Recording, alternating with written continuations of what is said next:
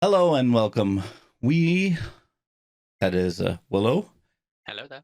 and myself will be taking a look at OhTofu's Don't Run NoEd, discussing the honor code and unwritten rules of Dead by Daylight. And then during or after, we will give our opinions upon it. In case you're interested in Willow or myself, link to our Twitch and YouTube channels. Well, mine, forget it. YouTube, you're already on it, but to Willow's YouTube channel and to our Twitch channels will be in the description. So then let's start the video. Don't you even... I'm going to pause it right there because I actually have a question. Did you ever hear anybody say, don't play this or that killer? I get it quite often. Really? I used to main the Spirit ages ago, back when she was pre-nerfed. Okay. And I got survivors were very angry with me in the after. That you chat. played Spirit? I played Spirit quite a lot. And they were angry that you played Spirit? They were very angry that I played Spirit. I never had anybody. I had angry because of perks, yes. Angry because of add-ons, maybe, I don't know. But angry because of playstyles, most definitely. But I never had a killer or a survivor that was like, oh my god, you played a Blendette. Don't play her. Play somebody that I can see better. Or oh my god, you played this and that killer. Don't play it. Never. Okay, interesting. fucking think of using... Okay. So wait a second.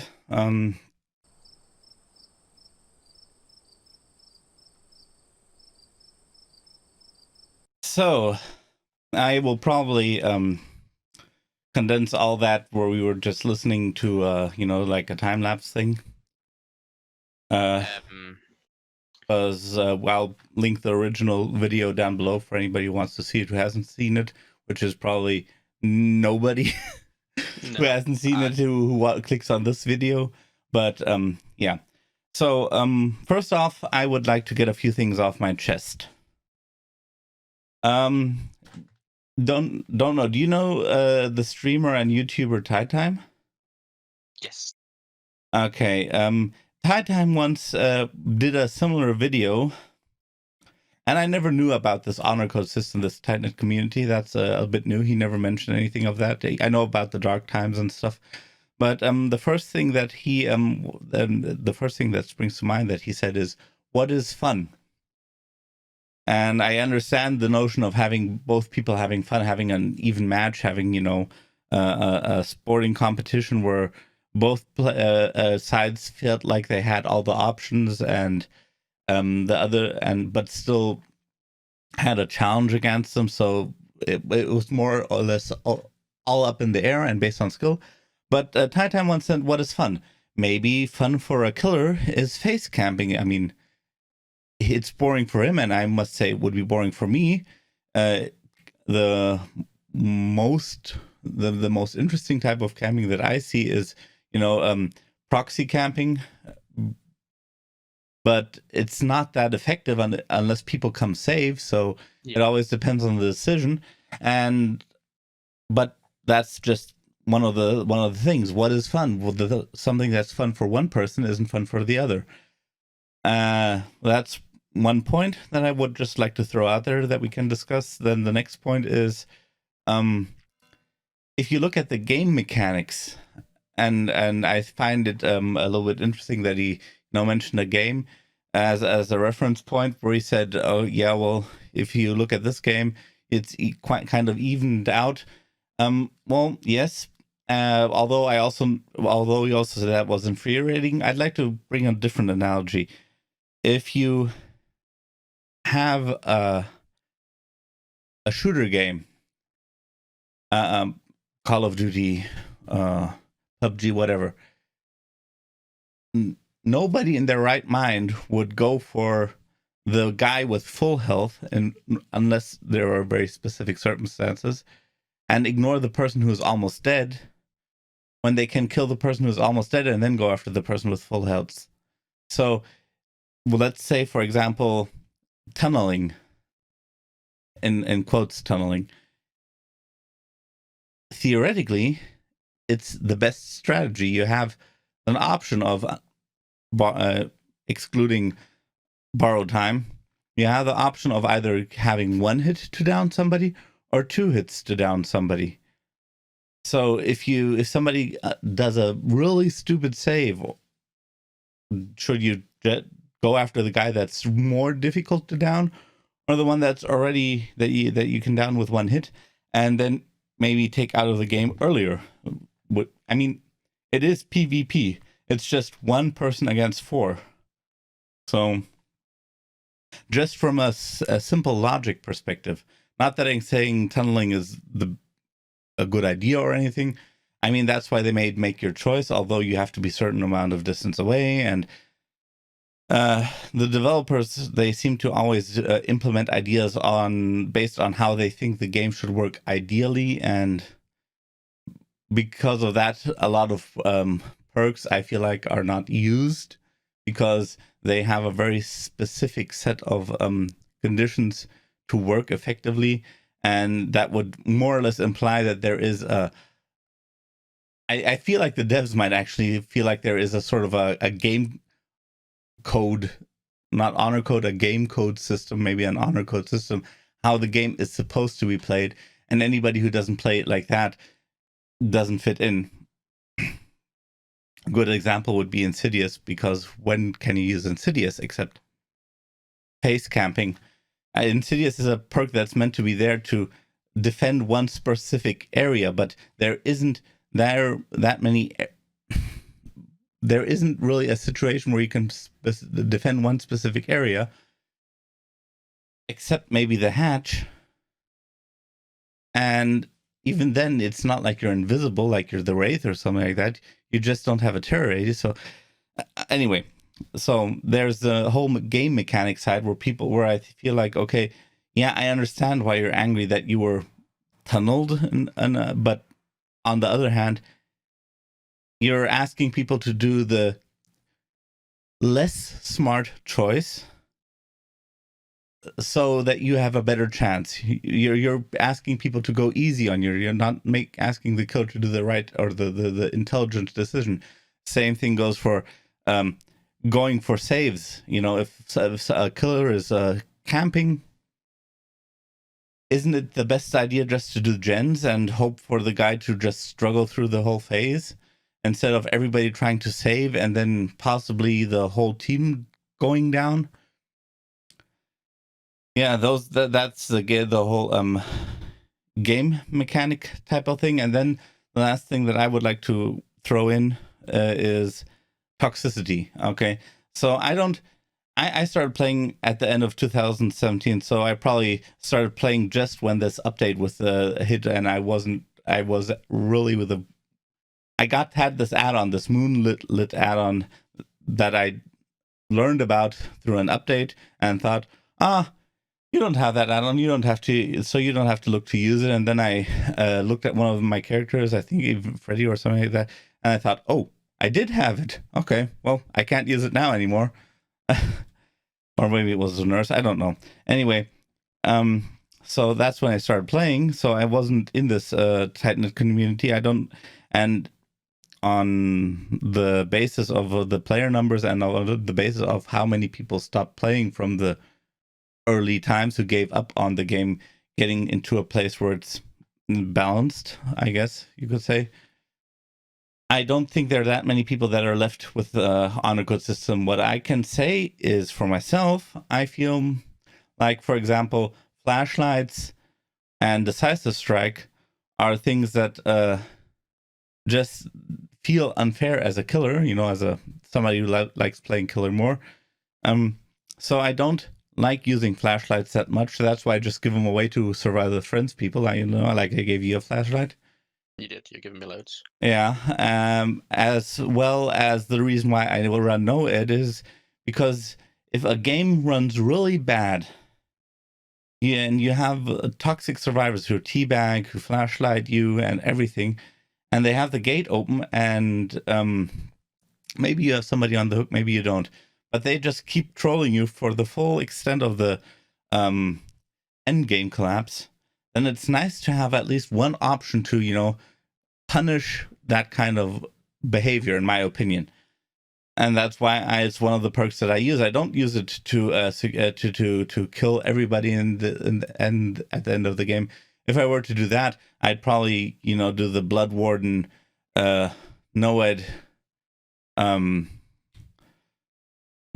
remember me kind of combination, and just at the end of the game hit somebody, open my gate, hook, and then get everybody else, and then put them on the hook, and they can't escape anymore, or something like that.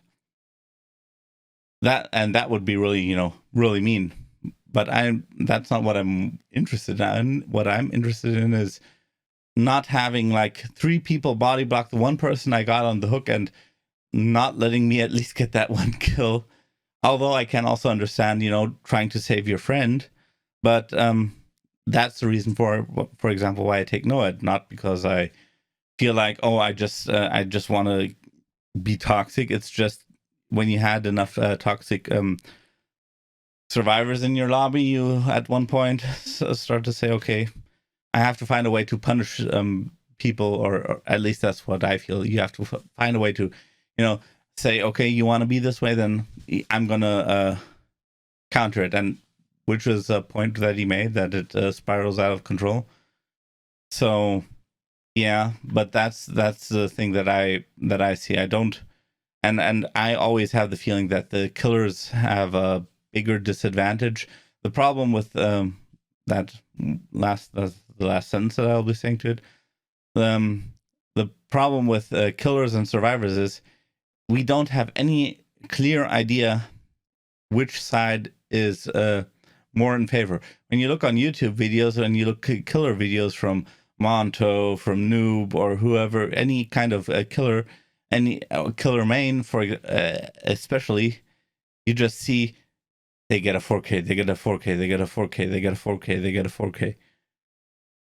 Without any difficulty, true talent, who knows what. Anybody seems to always so easily all rank 1 survivors get 4Ks. But then you look at videos, and I don't know if Marth still plays, Marth88 still plays DBD, but then there was a video from Marth88 where he had the DPIP squad, and they went perkless against survivors, rank 1 killers, and they DPIP'd pretty much the killers every game, because they made the killers lose pretty much every game without any perks. So old video, so a lot of change since then, but the question is, are killers really that powerful, or are the survivors that powerful? When I want to relax, I play survivor, because I feel like it's easier to play, and what it factually is, unless they change the pipping system, is it's easier to pip because you have more individual pipping conditions, while as a killer, and you need less points to pip, while as a killer has a lot of intertwined condition emblems that where if you do one thing, you get points for 2 different emblems. And that means if you don't do that one thing, you're losing twice the amount instead of 1 time the amount of pip points. Which is also the reason why I don't really care for pipping anymore. Yeah. So, what do you think about the whole thing?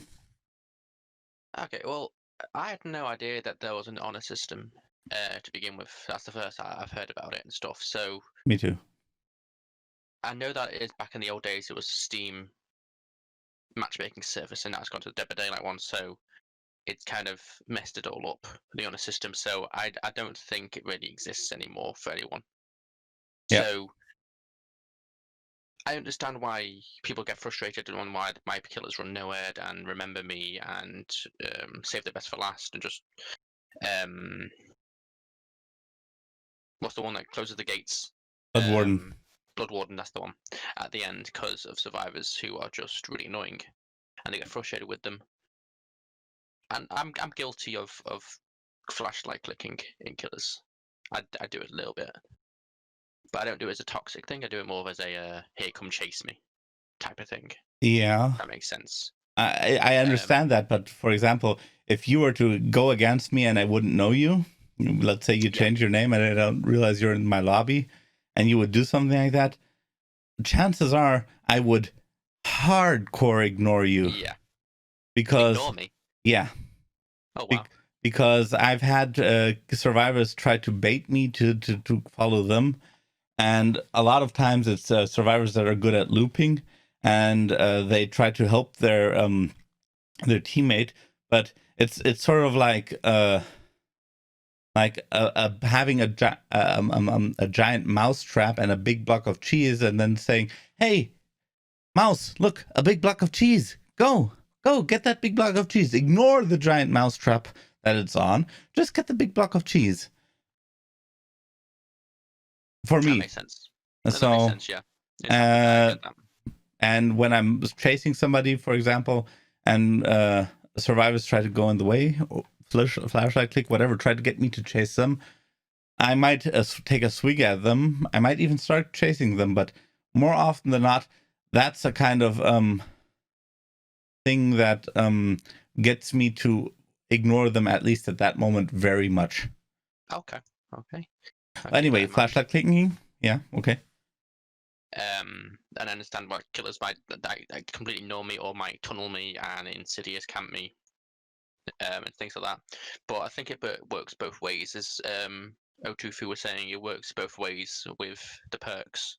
Like survivors can bring really overpowered perks like decisive, sprint burst is another good one for it, and it can put the killer at a big disadvantage the entire game for it, which can make the killer want to camp to get that one kill, or maybe get a second kill if someone else comes to save.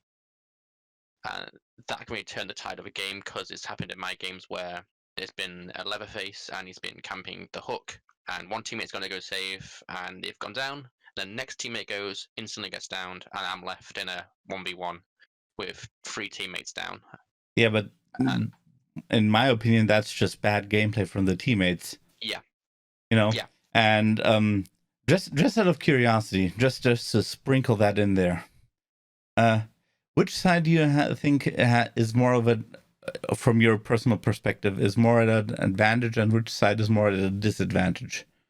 I'd say the survivors have a bit more advantage than the killer, just because if you're at the higher ranks and you should have teammates that at least know what they're doing. Yeah. So, but I guess that doesn't happen every single game. Well, I think that has to partially do if it's a survival with friends group, or 2 or 3, or if you solo queue. I mean, they did say, I saw a interview, I think it was, where Matthew Coate said that it was about 2 killers versus 8 or 10 survivors. Yeah. Because I would, for example, like to have a 2v whatever kind of game mode. Mm-hmm. Just to have a friend to play killer together with, That would be cool.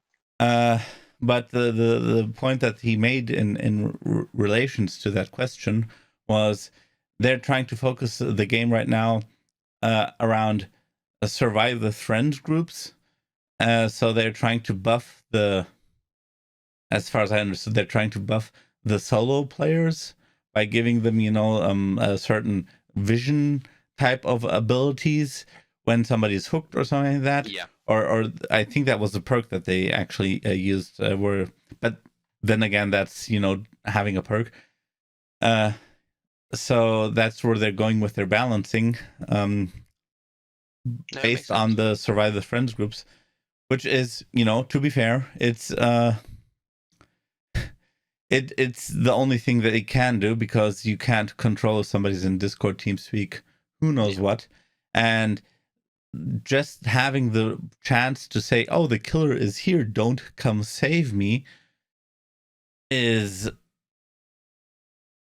gives you so much of an advantage. Or the killer is going towards you, he has barbecue and chili most likely, or this and that. So there's that. Information is key. Yeah. But I think he said a point with Overwatch and with, you use the example of if you have a May on the enemy team and she's completely screwing your team over, then you can just change character and you can counter that. Yeah. But in DBD, you don't have that option, which is a fair point. Which is why I think if you come across a killer who is clearly trying his hardest to kill everyone and is really good and is not falling for any of your window fakes or 360 attempts, and he's just completely devouring your team, I can see why you can change your play style to completely avoid him and not have anything to do with him, try and find the hatch, or you can just give up on the game, which that happens quite a lot, I think. Like if you have two people on the hook, one person left, I think that person just would give up. Yeah. It's a shame. Well, I agree, but for example, what I also on my DBD, I need to release that video as soon as possible.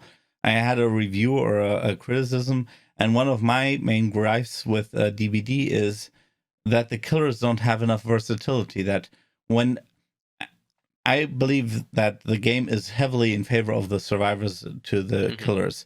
That doesn't mean that a killer doesn't have OP shit. I mean, they do. I feel like the red Moris should be reduced significantly. Therefore, for them being an ultra rare map offering, I most times have more. I pretty much always have more red Moris than I have green Moris. Yeah. I like the green Moris just fine. The yellow Moris you can just pretty much ignore. The only purpose they have is to fake having a different type of Mori or a different type of offering. You use it to have a hidden offering. You could pretty much just take a blank check Mori, a blank check offering that says, "Oh, the killer took an invisible offering that doesn't do anything." Or the Shroud of Separation. That one comes as hidden, but it only makes so the survivors start separated. Yeah, and of course there are certain ultra rare add-ons but then again, from what I see, a lot of the ultra rare add-ons don't have as good as an effect as the developers might have thought they had. But the killers in general, if you have somebody who has enough experience in DBD, they can counter most of the killers, and the only few killers that actually are hard to counter were nerfed. That although they're still powerful as far as I can tell, but the nurse was nerfed, and you could see that there was a decline. I don't know if she they after getting used to it, they they went back up to their original value of the nurse mains, but the hillbilly also was nerfed, and if you look at the fact that pretty much all the killers seem to be at a disadvantage because there's just certain types of playstyles that you can use to pretty much counter it, and there are certain types of build that just are so predetermined or clear that a killer will be playing them most times if he acts a certain way with that killer that the player chose. Makes it really easy to counter, or not really easy, but makes it very possible to counter. And then if you have a Survive with Friends group, it's even better to counter because you have more information. And that's one of the problems where I, in the video, said, okay, I feel like killers should have different types of powers. That they can take one, and similar to a flashlight, a survivor can now take a flashlight with them, like toolbox, key, map, first aid kit, and then they can add on all kinds of add-ons on there. What can a killer take? This power, and no, only this power. Yeah. And then the add-ons change the way the power works sometimes. Yeah, only slightly, and it's only the red ones that change it massively. And I would like if the killers had, 2 different or 3 different kinds of powers they can change. Anyway, that's going a bit too far. But what I know about the Ruin, for example, the Doctor and Ruin changes, that if you read the patch notes, it was pretty much always, we want to make it easier for new survivors. It wasn't, we want to make it easier for new killers. It was, well, it's not as consistent for the killers, and we want to make it better for killers and better for survivors. Well, a little bit they said it in that way, but it was more like you don't need any skill with the old Ruin, and either it worked or it didn't, but it worked wonders when skill checks came, while the new Ruin only works when you get a survivor away. So that means it only works if you remove a survivor from a gen while there are 3 other survivors at the beginning. Yeah. And the only real killer that got an advantage out of that is the Doctor, because he can interrupt everybody, which means if you combine it with surveillance, you just have a great advantage. Anyway, yeah. So a lot seems to be focused on, and I understand it. I understand that they say, okay, listen, we need to make it more fun for the players, for the survivors, because those are 4 people, and the killer is just 1 person. But then again, if the killers stop playing, then there's nobody to play against.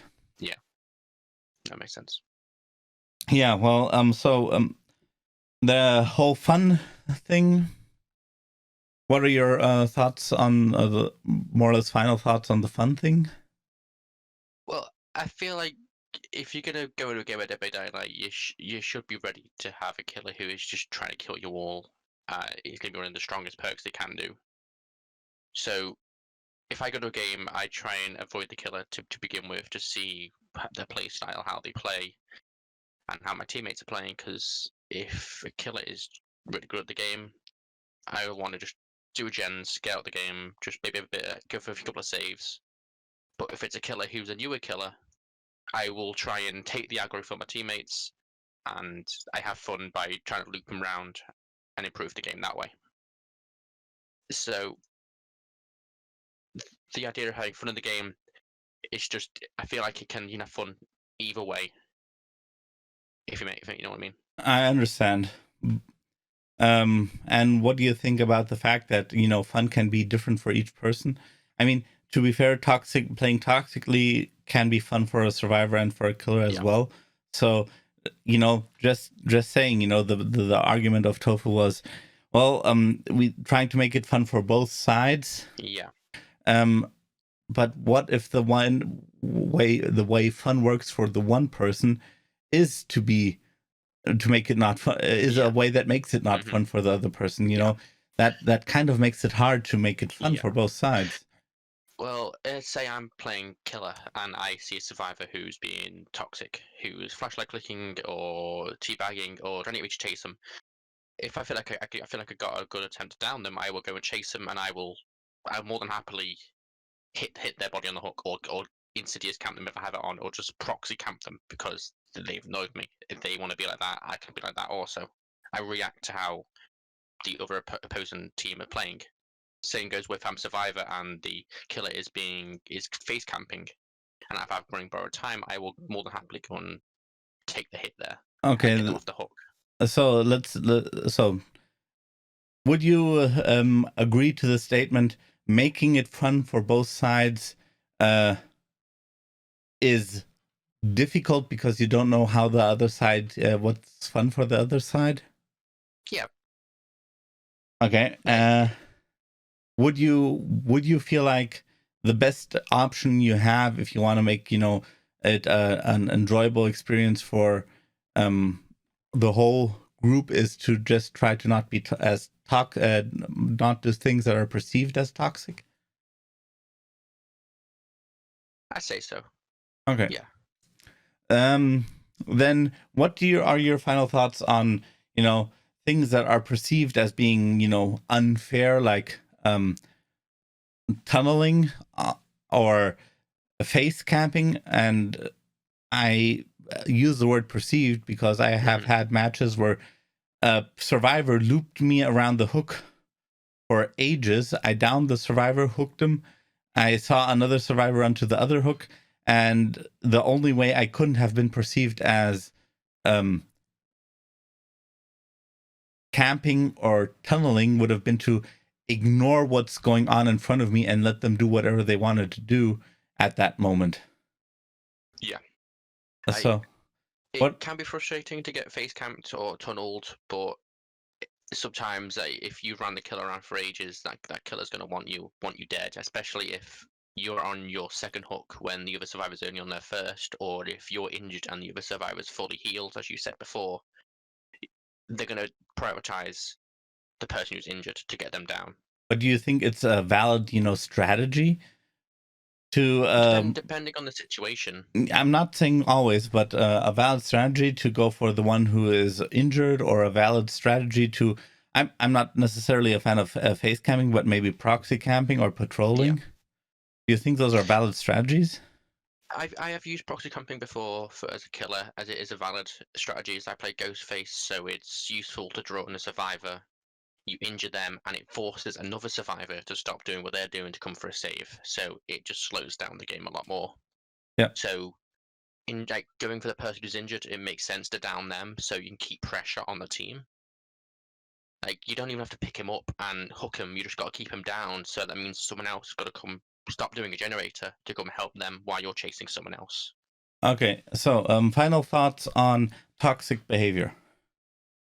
There's going to be toxic behavior in every single game you have.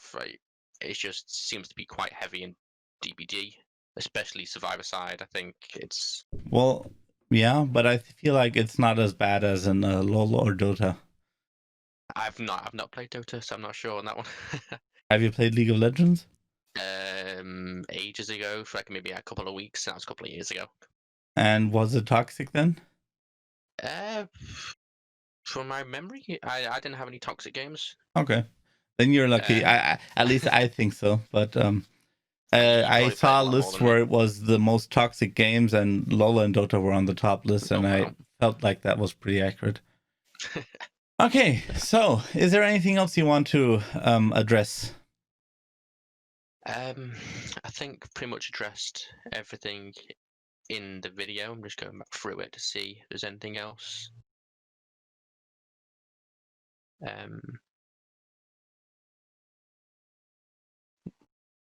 No, I don't think there's anything else. I think I've covered everything in the video. Okay, then I'll put out my final thoughts, and then you can put out your final thoughts, and then. So my final thoughts are: I don't know if there ever was an honor code. I know there were the dark times where infinite loops were more or less existent, and I also had played a part around a time where you could loop a killer long enough to get your exhaustion perk back, because the exhaustion decreased while you were running and not while you just only while walking or something. I remember that. So and Titan referred to them as the dark times, as far as I recall. So I know that there was that time. I don't know if there was a Titan community. I do know that at the beginning it was possible for killers and survivors to reach rank 1 without the killers killing. And then at some point, Deep Behavior said, we can't do this. In regards to making it maybe a more accepting or a more compassionate community, I feel like they would need to have events or something where killers and survivors work together. But they have, in the last couple of events, they had actually increased the rivalry more and more, it feels like. I mean, with the last event, they even removed any kind of bonuses that you the whole major bonus on blood points and stuff were, because apparently some players were against the whole community going after the event objectives or whatever. So I don't know if there's a honor code system. I'm pretty sure there isn't one anymore, but I do understand the feeling of not having fun because of toxic behavior on the enemy's side, the opponent's side. And I do understand trying to, make the experience for somebody else a bit more pleasant by not running something that is just really infuriating, whether it is a perk, an add-on, or an item. And you? Any final thoughts? To do with the honor code system, it's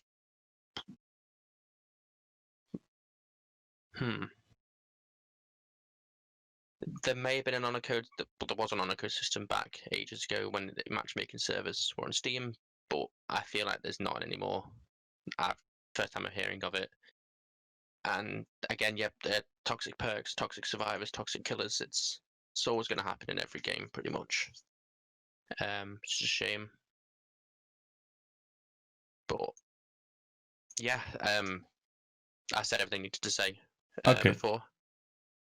Then I wish everybody a happy evening. Check out Willow's channel. Check out OhTofu's channel in case you actually didn't come from that channel. And I wish everybody a happy evening. See ya.